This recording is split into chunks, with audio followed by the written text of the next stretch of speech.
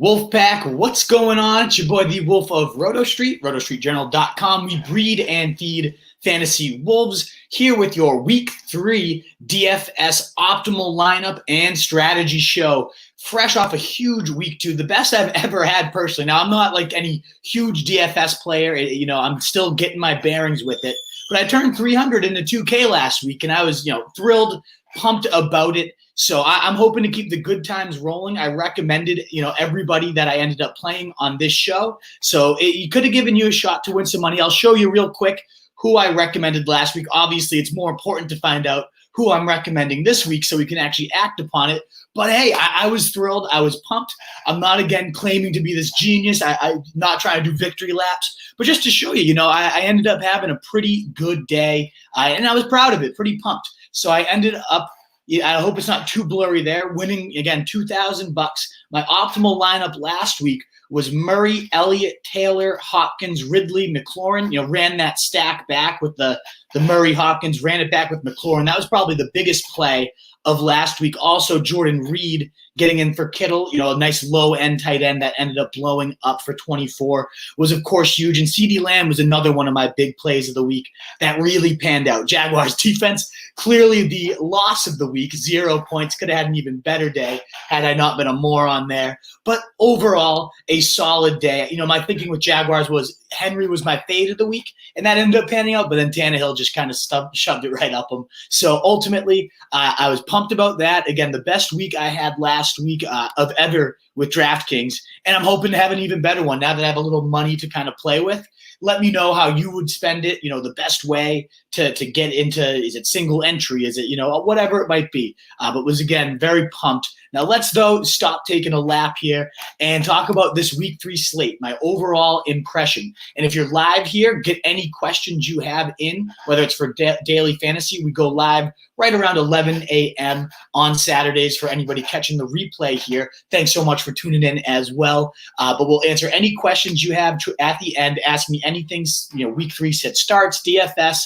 But first, I'm just going to rip through my plays of the week. Of course, any likes, comments, shares are greatly appreciated, regardless of where you're at, YouTube, Facebook, or on Periscope. It's all awesome to get that help, and I'm excited to spend my Saturday morning here with you guys.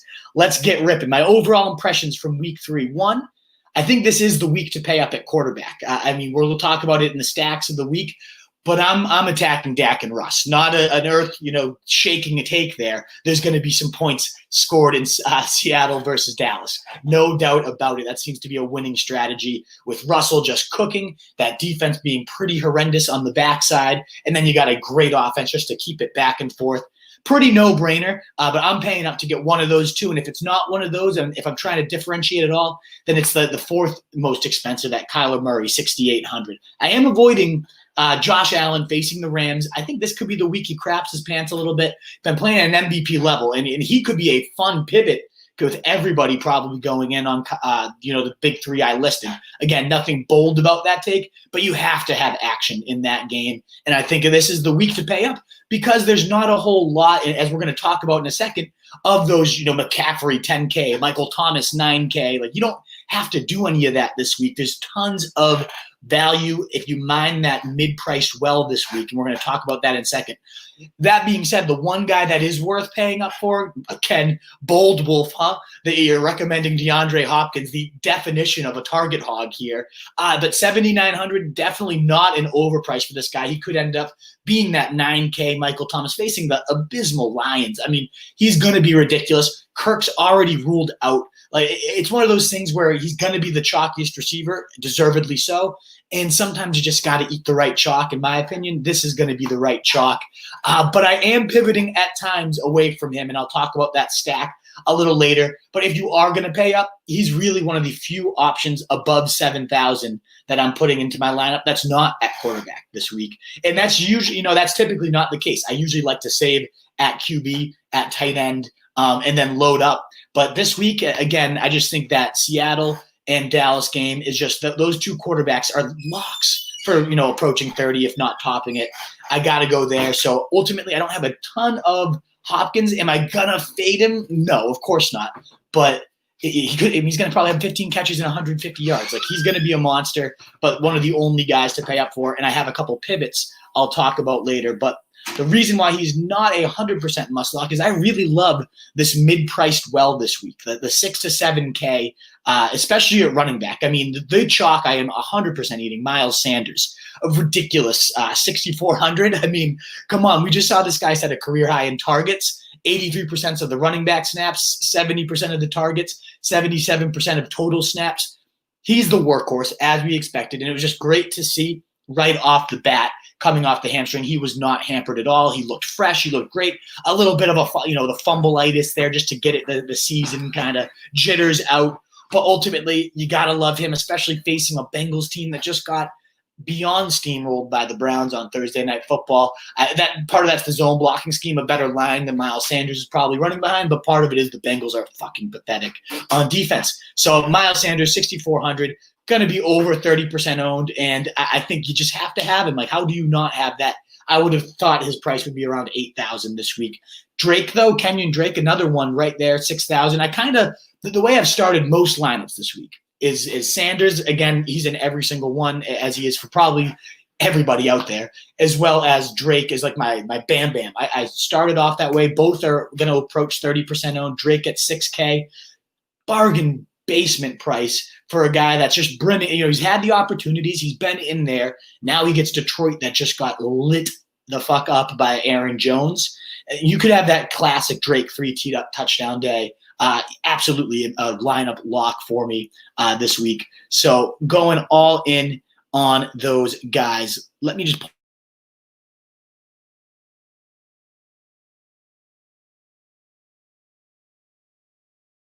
switching up the mic. Hopefully that sounds a little bit better. I hopefully it's not huge difference there in audio quality, but I just realized it was on the internal mic. My fault, guys, if that was brutal. Let me know if it still sounds okay, or if you didn't even notice a difference. But good morning. Let's get to kind of just a couple quick hellos. What's going on, Mitchell?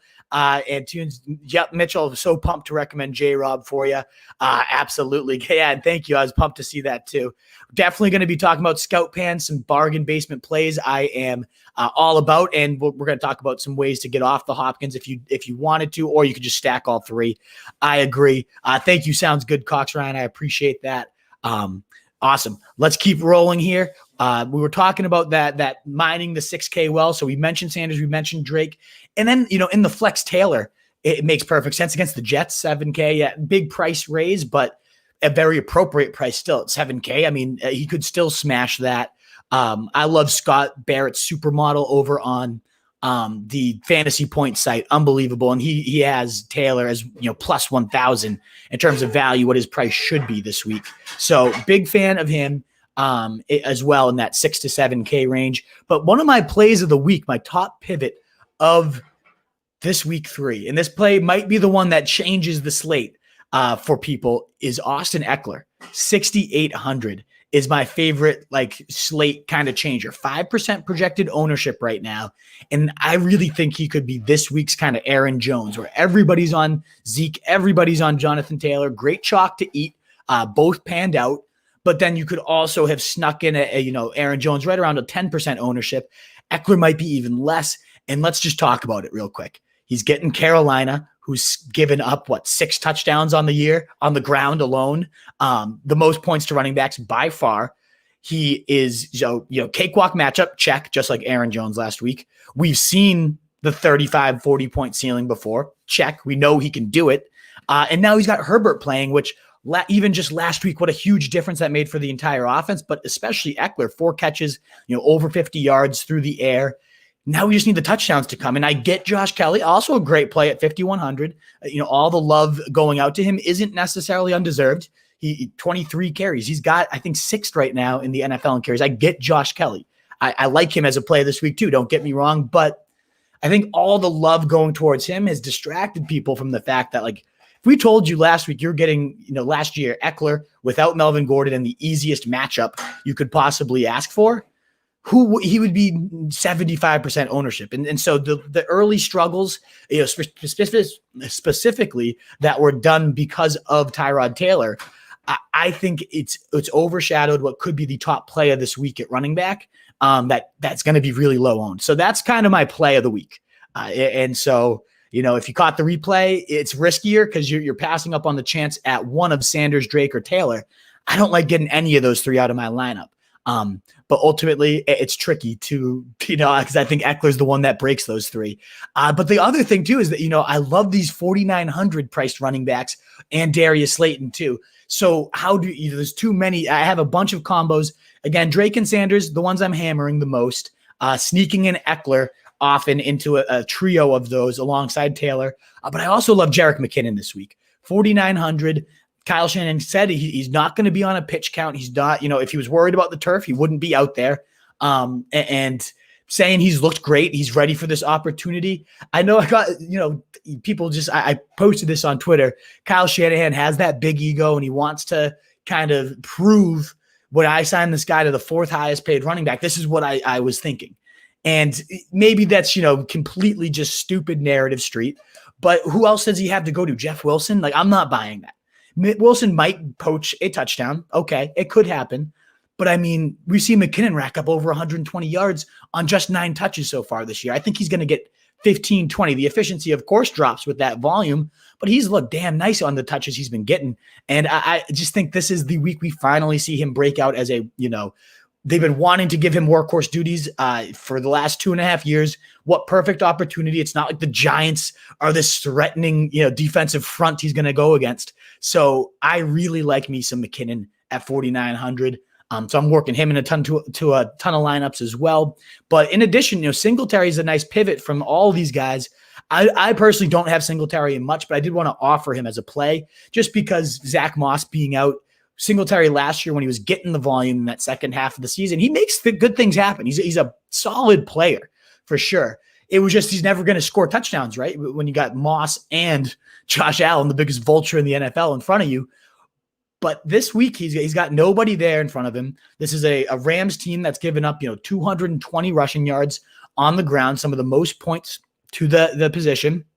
So I really like going with Devin Singletary if you wanted to get off McKinnon.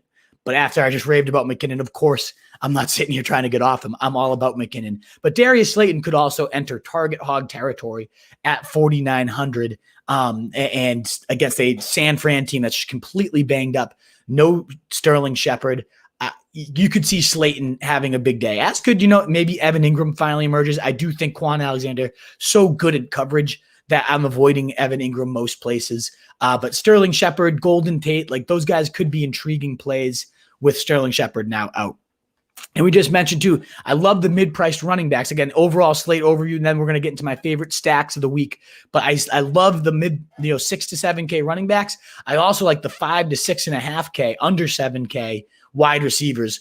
Starting at the top of the list with DK Metcalf. We'll talk about him in the stacks, so I'm not going to go too much into him.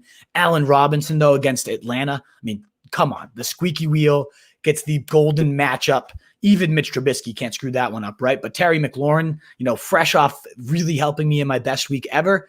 Hard to not go back to the well at the same price, 5,900, no bump in anything. And then they got the 2 starting corners, the Browns do, knocked out with Denzel Ward hurt this week in practice. Greedy Williams was already out. Like McLaurin should run wild this week. So I love him at under 6K is a joke, but really, even cheaper than him. Another boy that handled, one of my boys that just crushed it last week, CeeDee Lamb, price bump up to 5,400, but I love him this week. I absolutely love him. I'm going to talk about him later, so we'll save a little bit on him. But Deontay Johnson at that same price, it's, which one do you go at 5,400? They're both beautifully priced there. And also Amari Cooper, though, if you're running that stack, also at 6,500. I like Metcalf a little bit more at 6,500.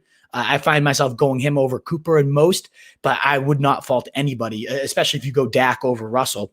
But then again, I'm trying to stack both sides of that game in all my lineups. So that's my overall slate overview. Again, that's kind of the impression I'm getting to talk about my general roster construction mindset is what I'm thinking there. I'll show you an optimal lineup in a bit. But first, we're going to get to our stacks and run it backs of the week.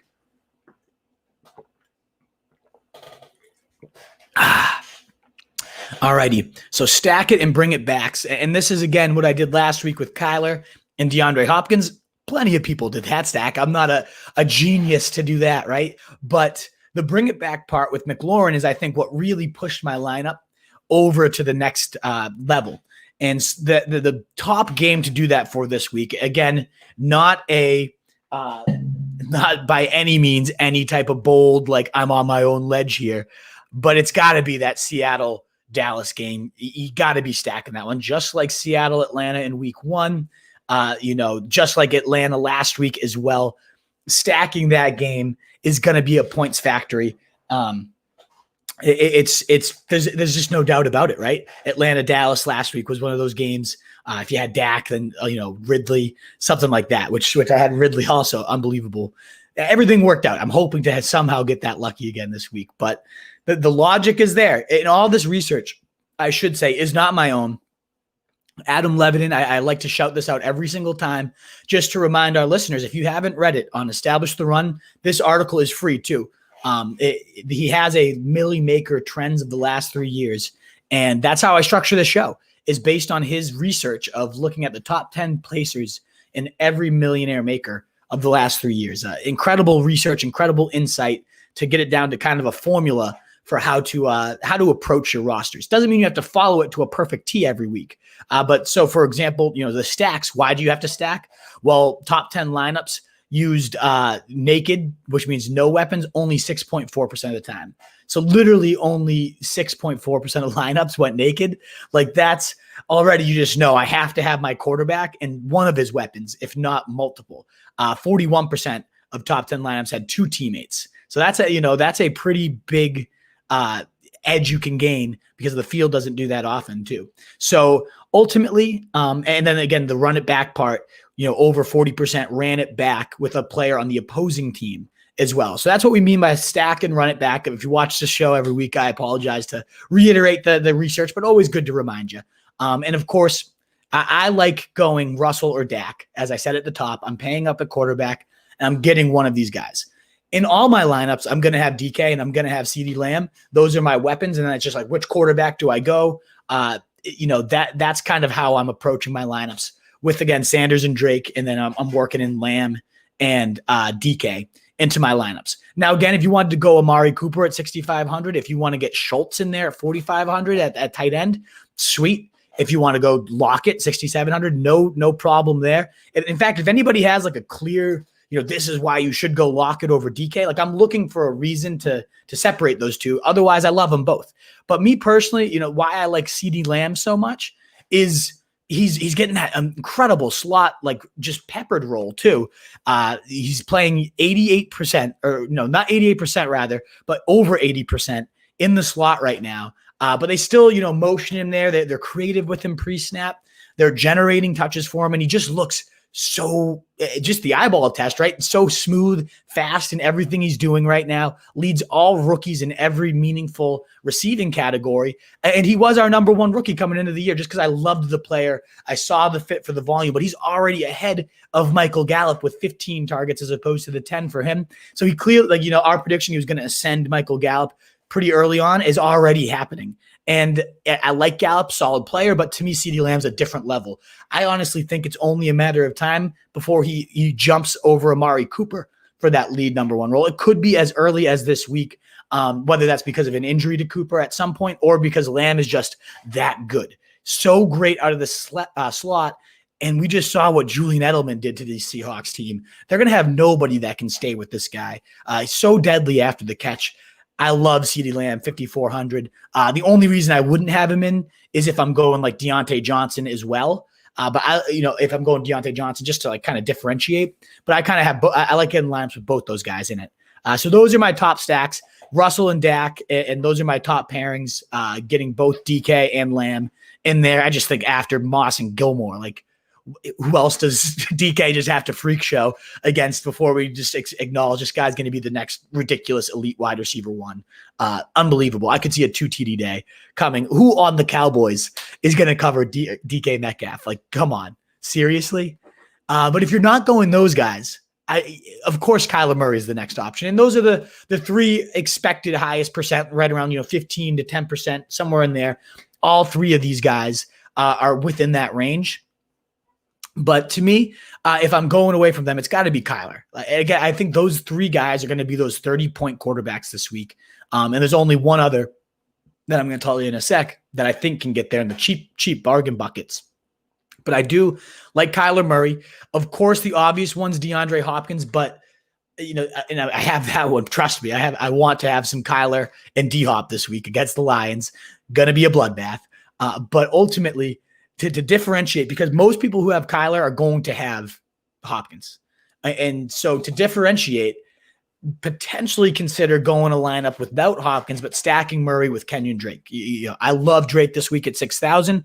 I could see him definitely ripping a big screenplay that gets you that stack. Both of those guys could run in for some scores, and that could end up being the play. Whereas Hopkins churns out, of course, he's going to have 8 to 10 catches. He's probably going to hit 100. But if he doesn't get the end zone this week, and he hits like a 15 to 19 point play, and you make those points up elsewhere at wide receiver, whereas Drake's the one that ends up being the top scorer, and you save that 1,900 and you stack him with Murray, who probably goes off for 30, whether D-Hop goes off or not. That's one way I'm kind of, differentiating my stack, I guess I should say. The other way, as Scout Pan was pointing out, Andy Isabella, 3,800 with Kirk out. Definitely a nice little tournament stab. But I don't know, as I previewed at the top, I don't know that I need to go too cheap this week. Like 4,900 is often the cheapest player in my lineup at this point. But the cheap stack, if for whatever reason I want to differentiate, I don't want to attack that game, not my recommendation. But if you want to avoid that stack and differentiate from that game, I'll find my differentiation elsewhere again. But one cheap stack could be Ryan Tannehill, and either my preferred is Jonnu, but also Corey Davis, only 5,200. I don't think that Vikings, just because the Colts didn't do shit last week doesn't mean I think that defense is anything. We saw what Mo Alley Cox did to that Vikings defense. I think Jonnu Smith is one of my favorite tight ends to squeeze into lineups. If you're not paying down and eating the Logan Thomas, the third chalk, which of course is a recommended play here. We'll get to bargain basements, but I do like Jonnu and Tannehill to both go off. It doesn't quite hit that under 11K stack that I like to keep the fringe for values, but Tannehill, he's probably the most disrespected fantasy player of the last 2 years because he sucked. I get it. He was so bad with the Dolphins, but can we not accept that anyone who escapes Adam Gase can finally, it's like two different careers, a career with Gase and career after Gase, AG after Gase. That's got to become a thing. After Gase is legitimately, needs to be a thing, because we've seen it now with Robbie Anderson this year. We've seen it again with Tannehill playing at MVP levels at times here.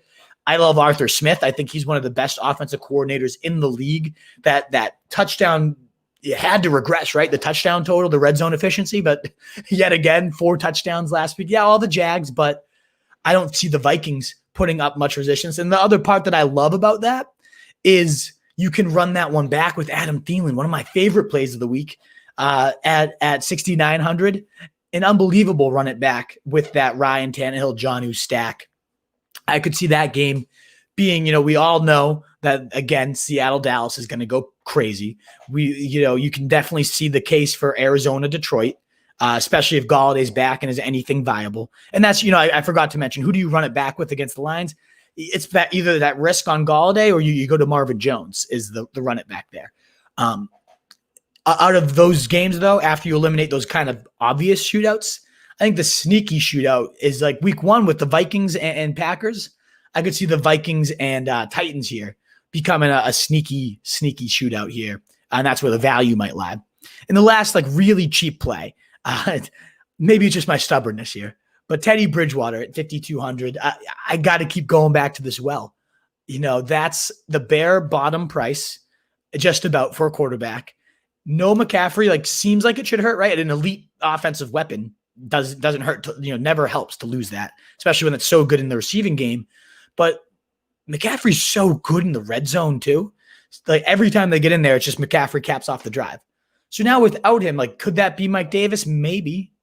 But if Mike Davis is not as efficient as Christian McCaffrey and Teddy Bridge just swings all those goal line chances, 2 rushing touchdowns week 1 and then 2 week 2. If those were passing touchdowns for Bridgewater and last week was 367 passing yards and 2 TDs, we're feeling a whole lot different about him coming into this week. So I don't hate that game, the Chargers and the Panthers, as well as like a sneaky potential shootout, because I do think they're going to get down early. I think Eckler, as I said, is going to pound these guys early.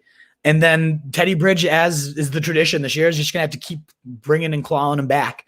So if those touchdowns swing in his favor at bare bottom price, I could see Bridgewater. He's like my millionaire maker toss in, like the differentiate where you have to have just some crazy plays.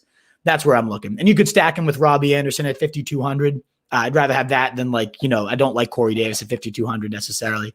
Samuel at 4K, potentially getting more running back snaps. Joe Brady saying we need to get this guy more involved.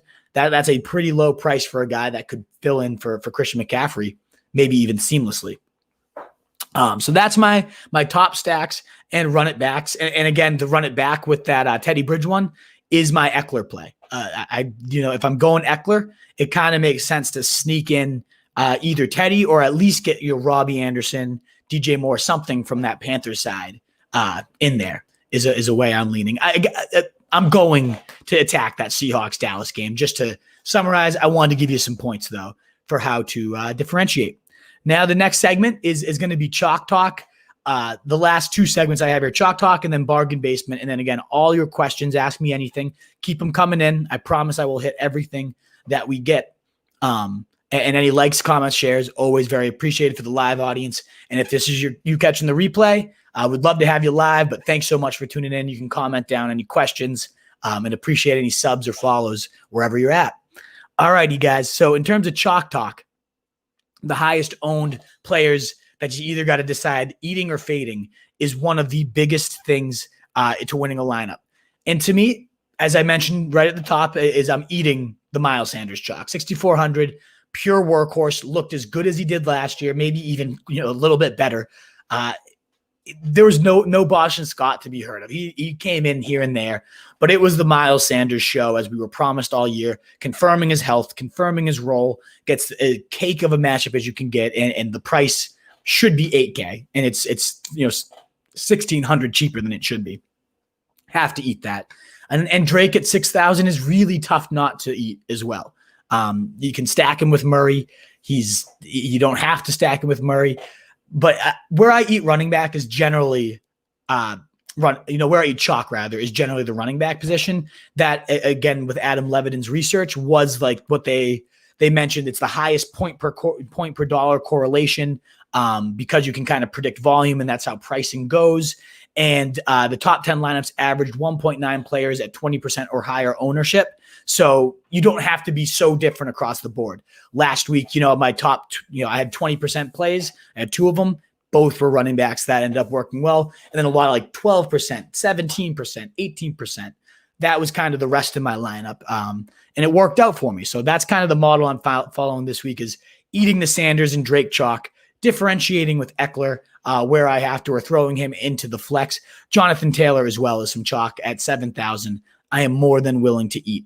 So does that mean gulp? I got to fade DeAndre Hopkins because you can only have so many chalky guys in and differentiate, right?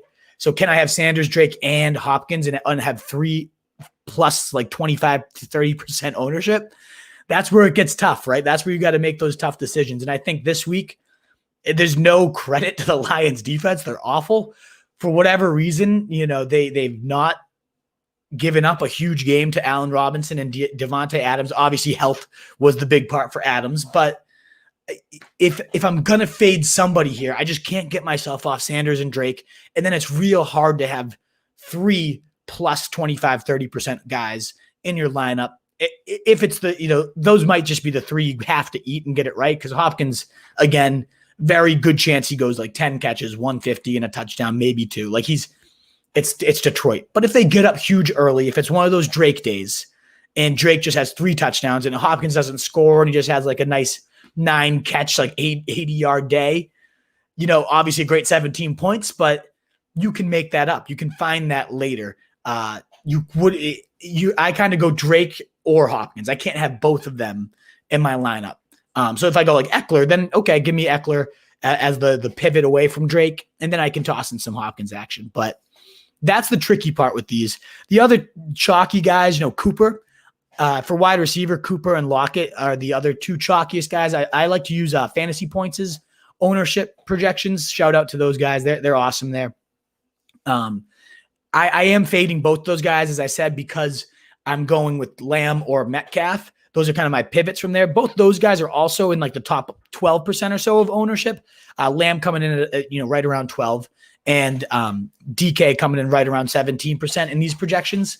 But they're lesser owned than those two guys. So if that's a way I can differentiate myself within that shootout bonanza coming between Dallas and Seattle, then that's where I'm going to differentiate myself.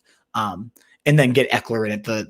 We'll talk about sub 5 plays in a second, but that's kind of the chalk report. The highest owned tight end is projected to be either Darren Waller with this Ruggs news. You're getting the potential wide receiver 1, but is Belichick, so good at taking out what you do best? I'm kind of fading that chalk, and I'd rather eat the Logan Thomas right around the same. It's going to be one of those two, probably the highest owned, but at 3,700 against the Browns that gave up, 15 combined receptions to the Bengals tight ends last week. And that's Bengals tight ends that, not that Logan Thomas is this freak, ridiculous player, but if Sprinkle, whatever the fuck the dude's name is, can go for 9 catches, we can get something big out of Logan Thomas at 3,700. If Doyle sits, you got to get me some Mo Alley Cox this week. Love him playing this week. If we get Doyle out and Sample, getting a good matchup again on the other side of that Washington game. So in terms of where I'm going for bargains, the bargain basement, and this is the last segment before Ask Me Anything. The bargain basement, not anything shocking here with KJ Hamler. Quick swig of water. God bless. KJ Hamler is, especially if Jerry Jeudy sits, but even if he doesn't, is in great position to put up some great stats. We got a new article coming out, a new writer making his debut today, writing about KJ Hamler and why you have to, at minimum, pick him up right now. Only 7% owned in redraft. But even if you missed him at 3,000 on DraftKings, if you need to save the money, as I said at the top, I find myself 4,900 is the cheapest player I've had to put in my lineup, and that's usually Jerick McKinnon. But if I wanted to, fit more Hopkins into lineups, and I need to get a cheap guy, if I don't want to go down to Logan Thomas, KJ Hamler at wide receiver, I think could be a monster play at 3,000. You don't need him to do much, other than catch 5 balls for 70 yards, which I believe he did last week already in a tougher matchup. He gets Tampa Bay secondary, Joke City, this week. Jeff Driscoll at quarterback, of course, is a concern, but it's not as concerning as some backup quarterback situations would be. The guy averaged 8.2 yards average depth to target last year. There you go for a cheap stack, right? Hamler and Driscoll. That could be a milli maker. I do love getting me some Noah Fant. So if I have Fant in there, can I really go with 2 Broncos passing game weapons? Probably not. But Hamler is if I do need to save money, an amazing option, in my opinion, at wide receiver. The bare bottom price. The bare bottom running back of the week is Rex Burkhead. Go puke, throw it up into a bucket, and then come return. And let me tell you why. Not just because he's bald, even though the bald rooting is one of it's the best, right? If you win a millionaire maker and you have Rex Burkhead to root for, one, that's just a rush in itself. That just gets me a little tingly downstairs thinking about. Shout out to CJ there. 2, he's getting the Raiders this week. They gave up so far the most receiving yards to running backs in the entire league. 3, Burkhead played over 70% of the snaps last week with James White out.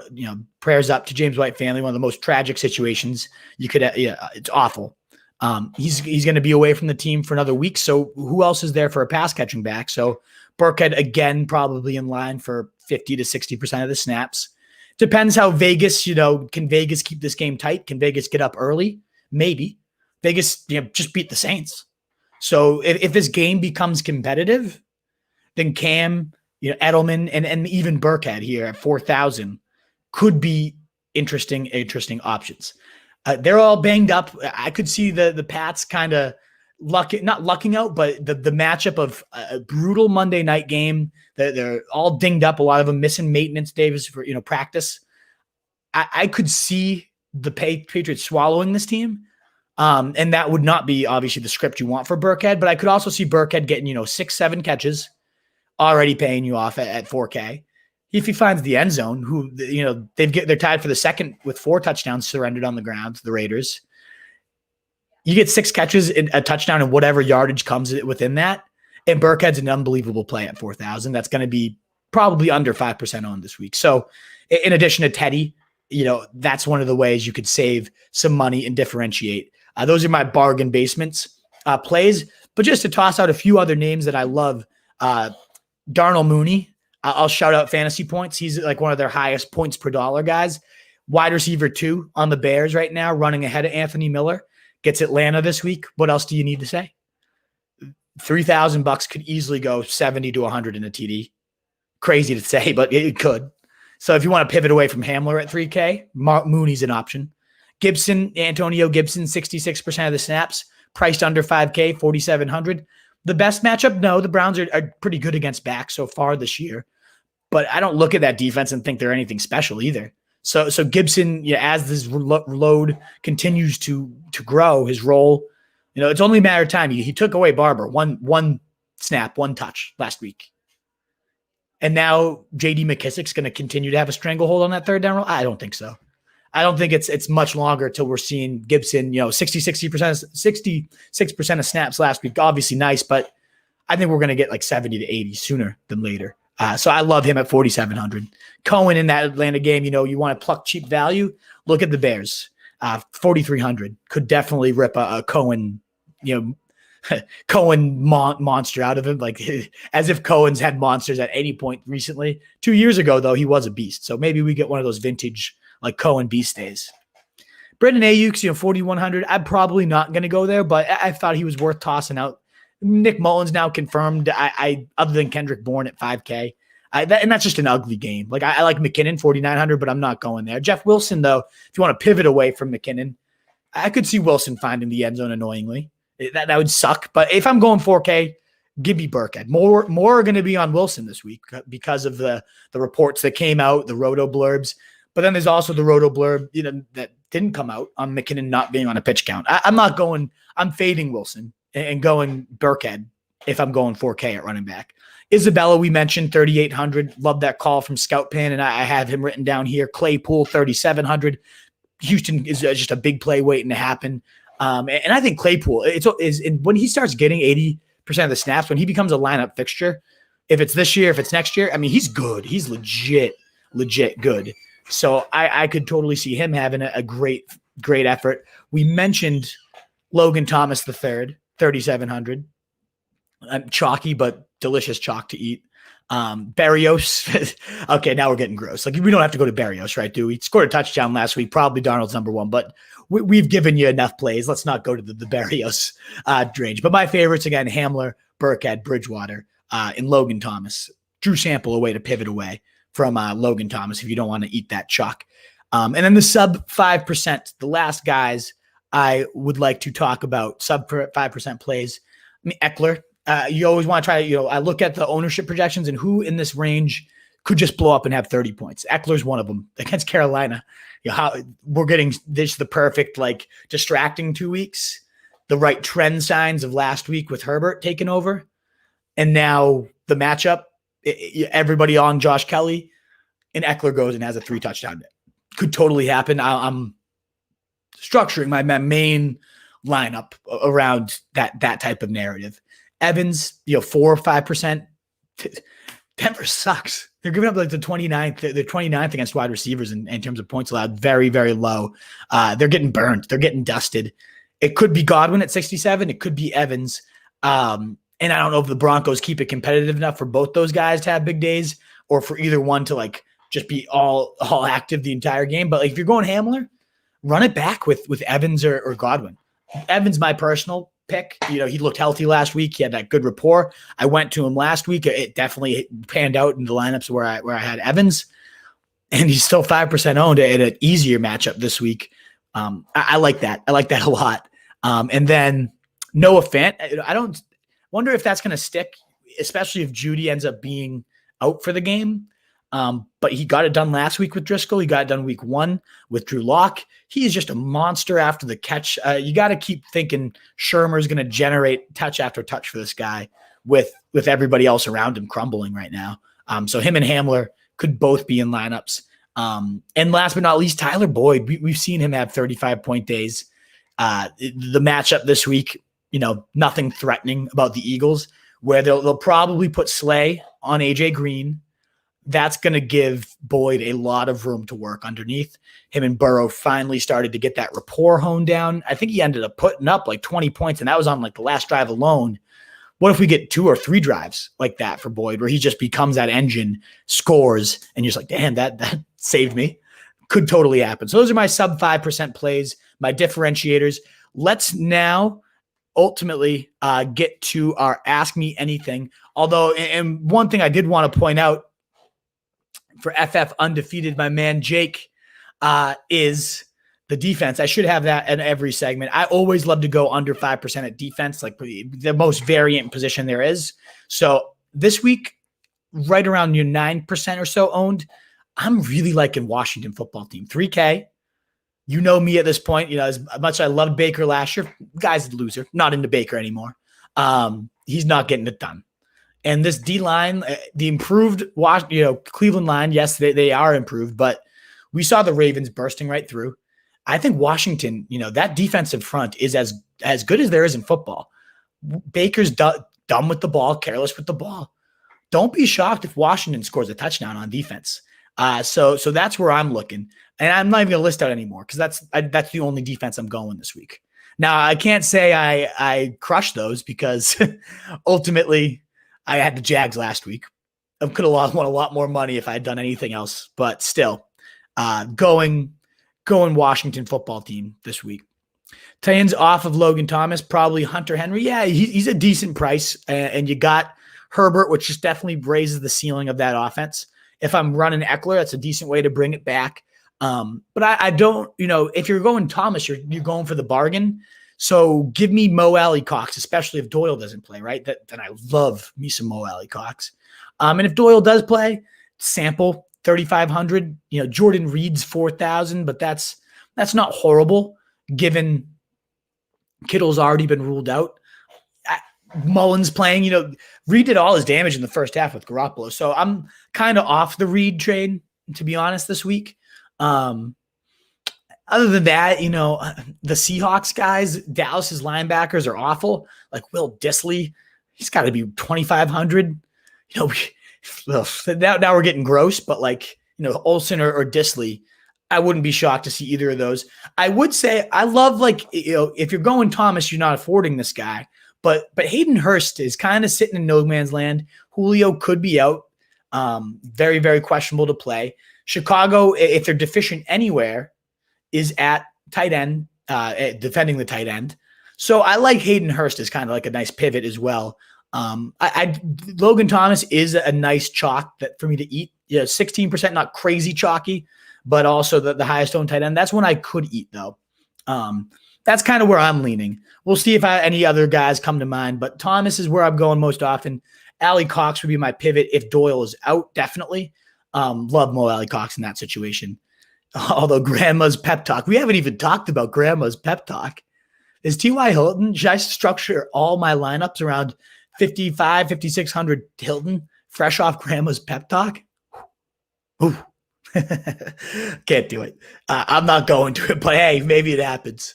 Fire. Thank you, Bobby Schuster. Appreciate you tuning in. How we doing, Jake? Great to see you. At QB, who should I stream? A Big Ben, Tannehill, and Stafford. If you're going regular season, I'm probably going big. Tanny. That's tricky. Let me take a sip of water and think of this one, Jake, because I love them all. I think I'm going Tannehill. I have him at QB8 if I'm not mistaken this week. And we saw 30 points last week. The Vikings don't scare me at all. Big Ben against Houston's probably the floor, the safest play. Stafford's got a pretty big ceiling with Galladay returning in a game they're going to be behind and shooting. But to me, Tannehill is the play. Probably the riskiest because if Henry has his 3 touchdown day, shit. But Big Ben, if you want safety, Tannehill for me, though, is where I'm going most times. Ownership between Lockett and Metcalf is what Bobby Schuster's asking. So for fantasy points, what I'm seeing it as is Lockett is around 20, 25, 27%, and DK's around 17. So about 10% less. Now, of course, that's not a guarantee that they're right in the ownership. That could flip. I expect it to be pretty close to dead even. And I think both of them are going to probably pay off. Like, they're both probably going to score this week the way the Seahawks are slinging it, the way that game is going to shape up. It's just a matter of, like, does one of them go for 2? Does one of them go for 150 in the touchdown? To me, I think Metcalf has the better shot at a 2 TD day. But Lockett could also just, go completely berserk for 150, something like that too. And maybe they both do. Maybe the winning formula is just the answer to this one is just both. Might be. You need to have, in my opinion, at least 2 receivers from whether it's the Seahawks, a combination of the two. That game, you need to have two weapons from the receiving cores. If it's Lamb and Metcalf, if it's Lockett and Metcalf, if it's Cooper and Lockett, Cooper Lamb, I need at least 2, maybe 3, maybe 4. Like that's the type of game we're going to get there. 100%. Seahawks worse in the slot, hammer him. Exactly, for CeeDee Lamb. All about it. What do you think about Drew Sample at tight end? 3,500, Mike. I mean, I'm going Logan Thomas most times, but if I need to save that 200, yeah. Okay, I can do that. I can go for that.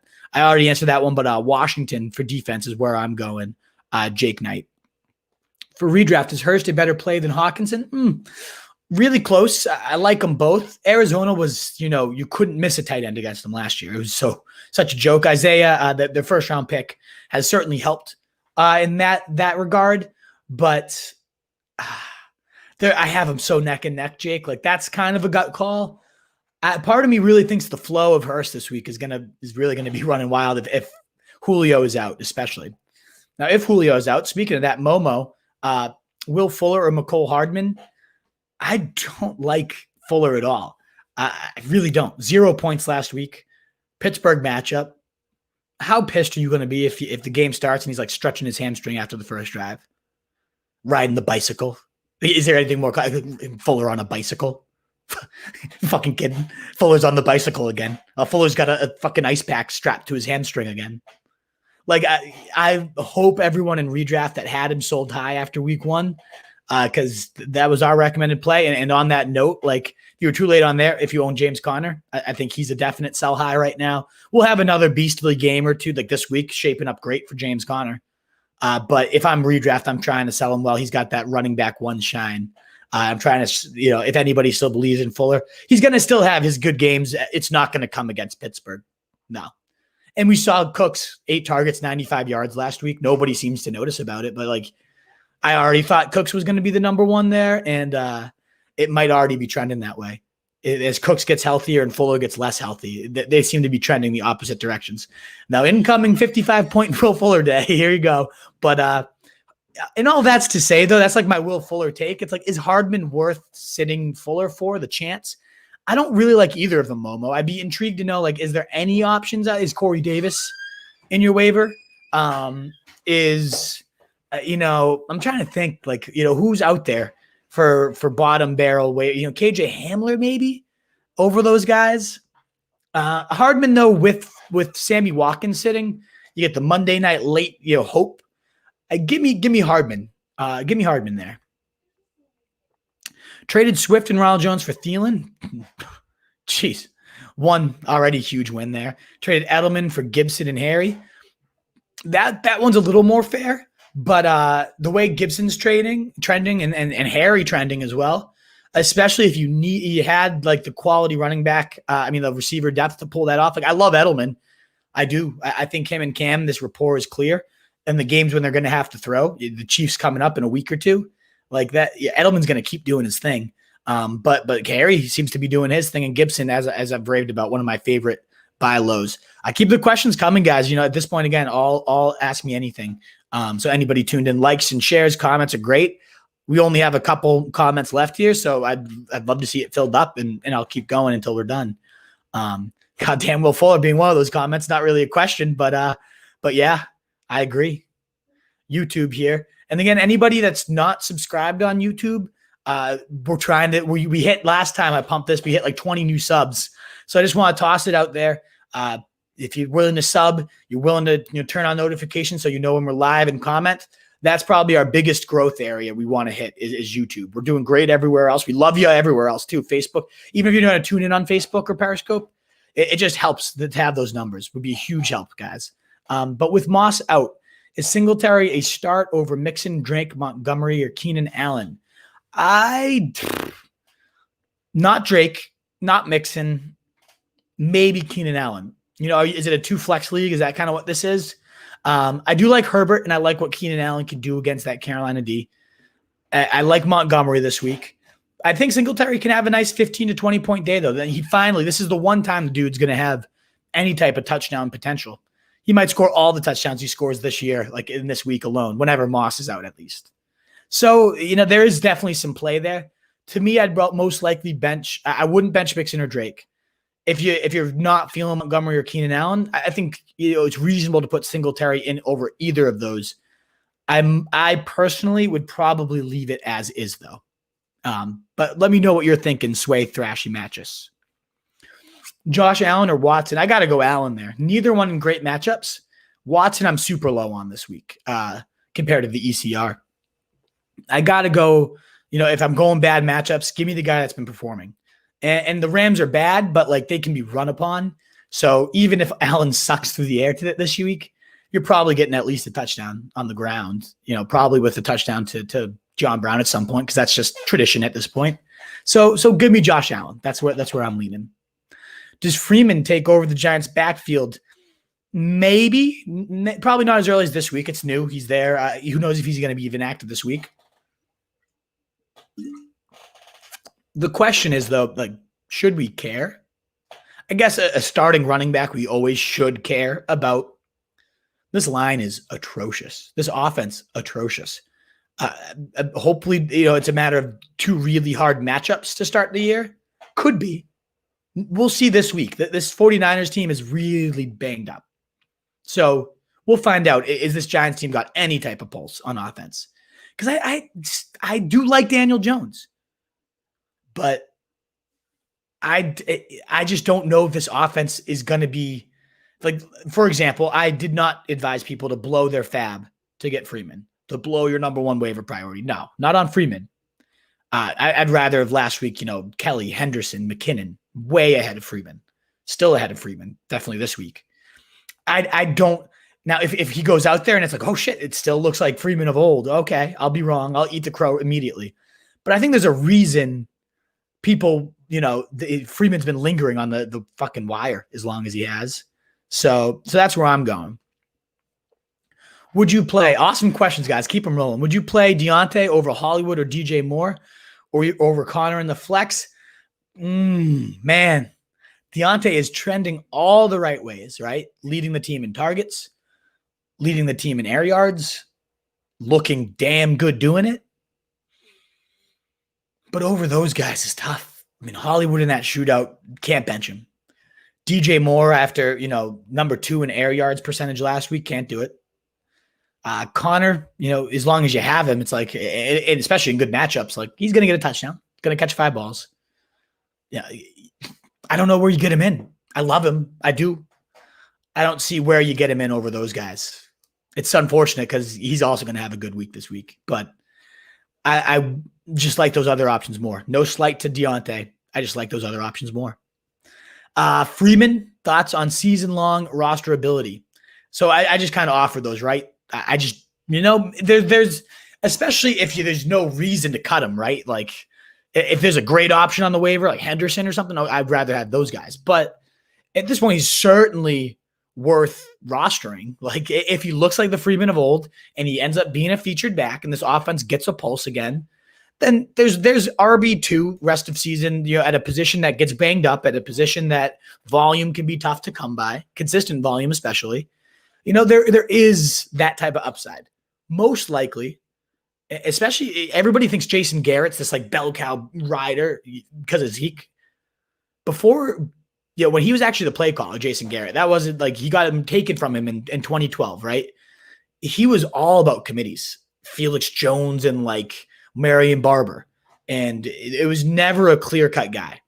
Then he lost it to Bill Callahan, became the guy. And anybody that knows Bill Callahan is like, that's the pure, just run the ball, old school guy. They get DeMarco Murray, and now he becomes a bell cow. And now everybody's like, well, look at Murray, look at Zeke. Well, Garrett wasn't calling plays for either of those guys. And now, of course, he would have, like, anybody with a brain would have ridden those guys, right? But it's not like we can sit here and say Garrett equals bell cow breeder equals Devonta Freeman, a past bell cow. I don't think we can say that. I think it's a committee. I think it's a bad line. One of the worst in the league, even with the first round injection. And I just don't, I'm 50-50 on if this offense takes another step. And even if they take a step, I don't think it's going to be by flowing through the backfield. It's going to be by like, let's just unload Daniel Jones. Let's unlock that arm and just see what we can get. You know, is this guy our guy or not? That's what I'm thinking this offense does. What's good, 909 Orbits? Great to see you. Thanks for tuning in. Let me know if you got any questions. Keep hearing that Carson's a sell high. What do you think? No, I don't think so. I mean, if you're getting, you know, trades always depend on your team needs. Let's say Carson's your third, right? You went RB, Carson third round. Great pick. You know, I like Jonathan Taylor better coming into the year, so I don't have much Carson, but Carson was the other guy to go, right? And if you got him, you're feeling pretty good. He's a low-end RB1. This offense is so good. Anybody getting meaningful touches in an offense like the Seahawks right now, a juggernaut, why would the Seahawks slow down? If you're selling Chris Carson high, you're pretty much telling me, A, you either think he's going to get injured, and there's a history there, or B, you think the Seahawks are going to just stop slowing, you know, stop just slinging it and slow down. And I don't really make trades based on like, oh, I think this guy's going to get injured. If you have a really horrible gut call about it, okay, you know, get rid of him. But I'm not trying to get rid of a guy that's getting 15 plus touches a week in one of the league's best offenses with even more receiving work than we've seen in the past. Now, week one was a little scary. We saw Carlos Hyde see more carries, but they just got up big, and it's like, let's not get Carson out there and get, risk him. So in games, you might get, if they get up big and are crushing teams, then Carson might kind of get phased out. But by then, he probably already has a touchdown for you, right? Like, so I'm not selling Carson unless I'm like, he's my third running back. I can package him with someone to get DeAndre Hopkins. Like, I'm not trading Carson for garbage by any means. I don't want like a 2-player package for your Carson. Like, Carson's probably the best player in a deal that somebody's willing to package him for. Last one. Keep them coming, Jake. Ask as many as you want. Browns, Titans, or your play, Washington. They all have that play. I like Washington over Cleveland. Titans are interesting, but I think that game could become a shootout. I like Washington. I really do. I think Washington could be a really good one this week. That's everything. Gotcha. Much love to you, Jake. Cheers. Enjoy your Saturday. I agree. I appreciate that. I also have Ridley team stacked. Fuck yeah. Ridley's the man. This will be an interesting week, though. If Julio sits, this is going to be telling. Like, is he a guy that needs another big body out there to draw number ones or draw coverage? Or is he the true alpha? I mean, he's putting up the alpha stats with the alpha apparent, whatever, the previous alpha, whatever the title is for that. Is he without him? If Julio sits, can Ridley also get it done? I think he does. I think he's a monster. I think his routes are ridiculous. I don't know, how that all shakes out, though. We saw without Chark, like this week, that the Jaguars can bust Matt Ryan, obviously a different level of quarterback than Minshew. I don't think it impacts Ridley. I think Ridley's still a monster, but he gets the first real tough matchup of the year. He gets probably the first time without Julio this year. It could just mean even more Ridley. This could probably be his lowest output of the year so far. And I still think he finds the end zone at least once. I mean, the red zone rule, he's just so smooth. Like, how do you don't run with that guy in the red zone because of how good he is getting off coverage at the line. His routes are just too crazy. Cooks, Kelly, Henderson, or Traquan at flex PPR for K Cool Whip 27. Not Cooks. I talked about the 8 targets, 95 yards, tough matchup last week. I don't want to keep attacking that passing game in bad matchups. I'm all about buying low, by the way, on like Watson, DJ, and Cooks after this week. Like the set schedule softens up. They start to get into that horrible division slate soon. This is the week. Let them all suck again, and then go get your Texans. So to me, I love the Traquan idea against Green Bay. I think Green Bay atrocious secondary. We saw him lead the team in targets, receptions, yards last week without Michael Thomas, who's already ruled out. So Traquan makes sense, but I love me Josh Kelly and Henderson this week. Malcolm Brown off the injury report, so he's going to be active. But what if Henderson becomes what we all thought Akers was going to be? Right? What if Henderson becomes what we thought Akers was going to be? I like that. I might have to tweet that out after the show, because we know McVay likes his bell cows. We know Henderson, could have fit the system like a glove last year. We were all in on him, and he kind of left a horrible taste in everybody's mouth after he just sucked. But last week it looked like, he was good. He was good. He popped. And if he takes that 20-plus touch role that we've seen Gurley just dominate, 70% snaps, what if he just takes all the goal line touches? He looked good last week at the stripe. Like, Henderson's really intriguing.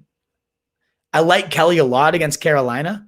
1-2 TD upside. But if the Eckler show happens, we might only get 1 touchdown. We might not get none touchdowns, if it's the Eckler show, like I think it could be. So to me, it's Kelly versus Henderson.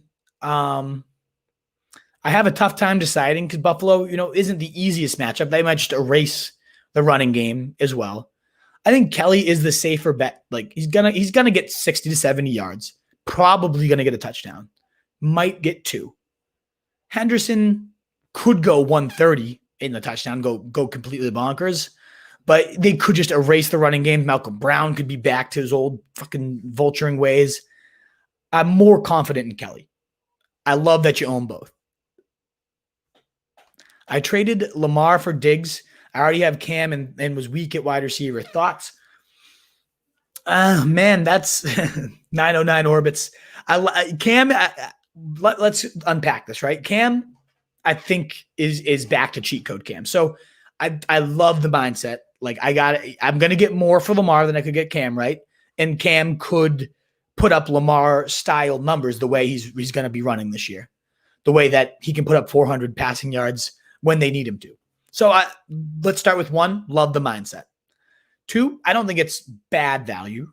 I think Diggs, especially last week, right? We saw just alpha, right? He still looks as good as he's ever looked. Has a rapport with Allen, who does not seem hesitant at all to just pepper him, whether he's covered or not. So you like that.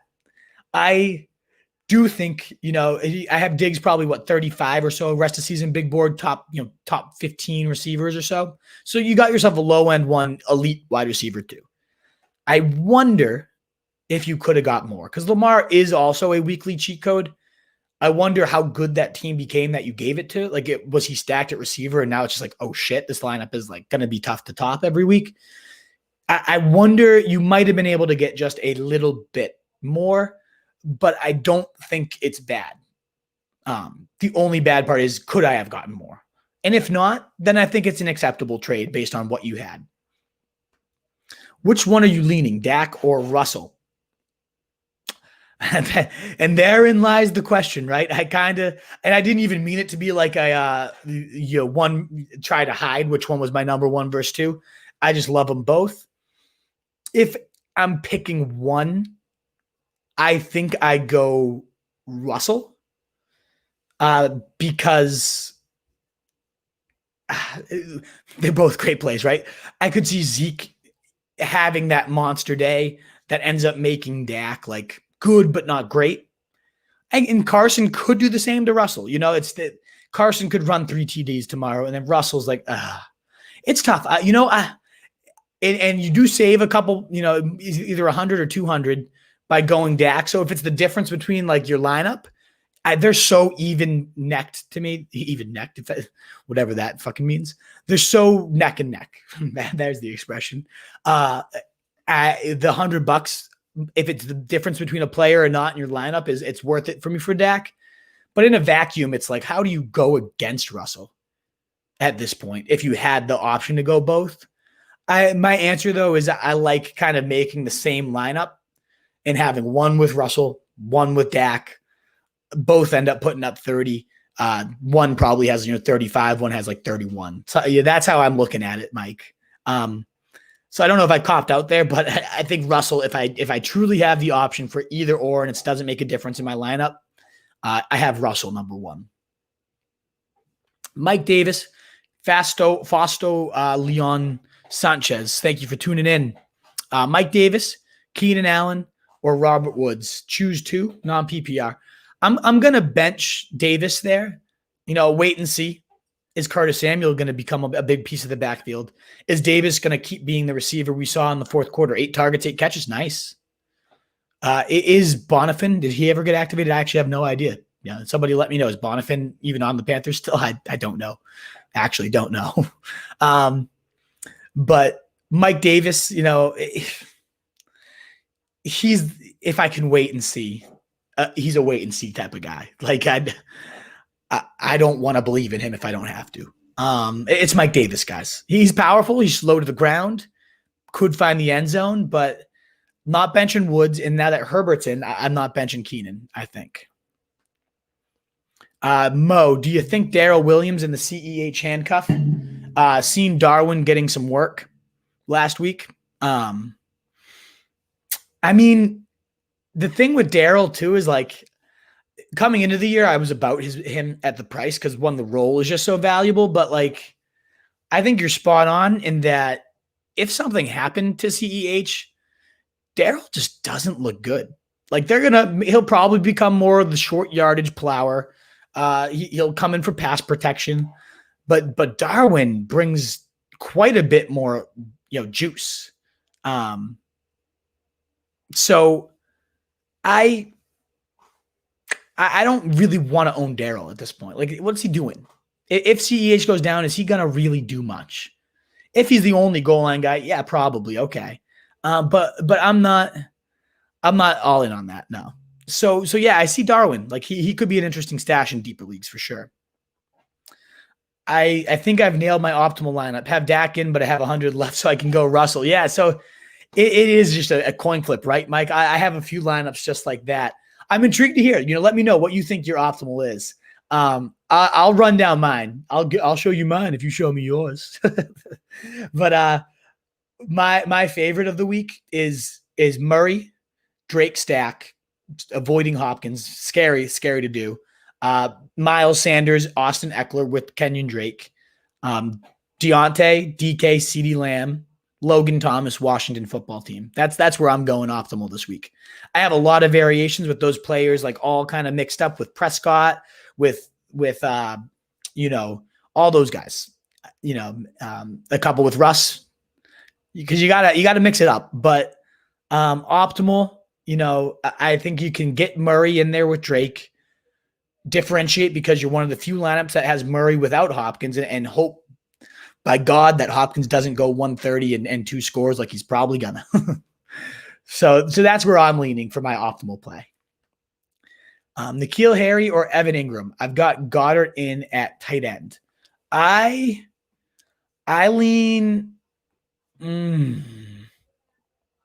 probably Harry. Ingram, I think it's a good matchup for the Giants as a whole, but bad matchup for Ingram with Quan Alexander on him. Wilson, Taylor, Sanders, Metcalf, McLaurin, Lamb, Sample, Drake, Jets. Love it. Great.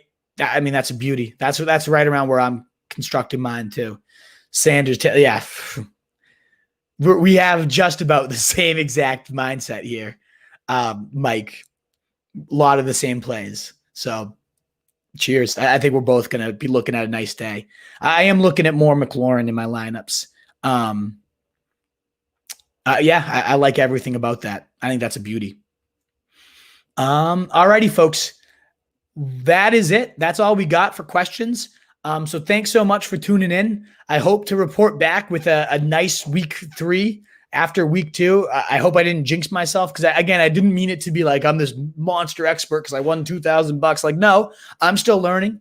But as I figure out the research a little bit more, as I get better and better, I hope that's what's happening. And you guys can watch the evolution of my DFS skills and hopefully benefit while they happen.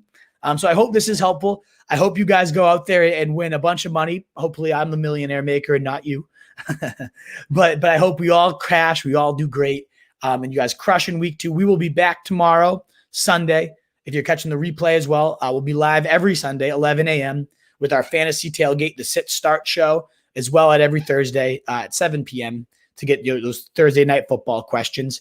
And then every Monday, we do our recap show. And Wednesday, we're going to debut a ballin' new preview show. So check it out. All the love to you guys for tuning in and commenting and interacting here on Saturday. Let's win some more money, Wolfpack. Let's crush that DFS slate this week. And cheers. Best of luck in week 3.